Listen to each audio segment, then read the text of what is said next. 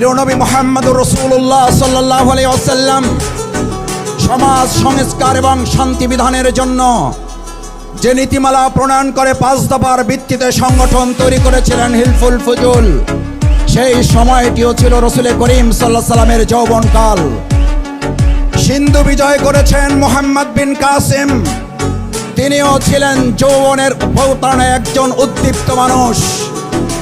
Spain বিজয় করেছিলেন তারিক বিন জিয়াদ, তিনি ছিলেন যৌবনের তরঙ্গমালায় ভাসমান একজন যুবক। ইউসুফ আলাইহিস সালাম মিশরে আজিজের পরীক্ষায় উত্তীর্ণ হয়েছিলেন যিনি, তিনিও ছিলেন একজন যুবক।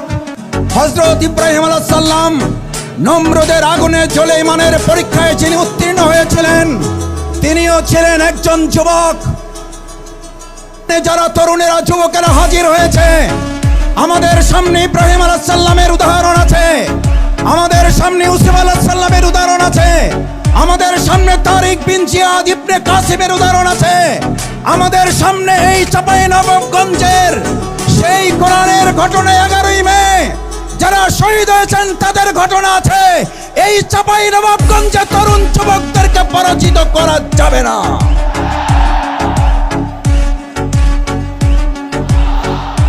আমার ভাই এবং বন্ধুগণ, আজ এখানে যারা উপস্থিত হয়েছেন,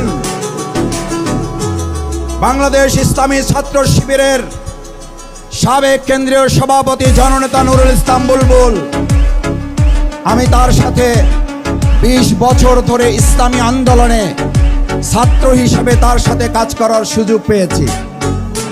আমি 22 বছরের তার সাথে একজন ক্ষুদ্র সহযোদ্ধা হিসাবে 2006 সালের 28শে অক্টোবর সেদিন আওয়ামী বাহিনী হামলা করে তার মাথা ফাটিয়ে দিয়েছিল। আবার 2013-14 সালের ঘটনায় এখন আপনারা জানেন তার এক পায়ে গুলিবিদ্ধ।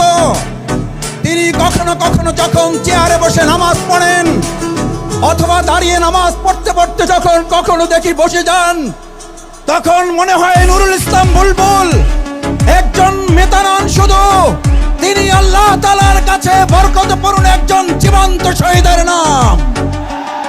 নুরুল ইসলাম বুলবুল চাঁপাইনবাবগঞ্জের সম্পদ নয়, নুরুল ইসলাম বুলবুল গোটা বিশ্ব ইসলামী আন্দোলনের সম্পদ।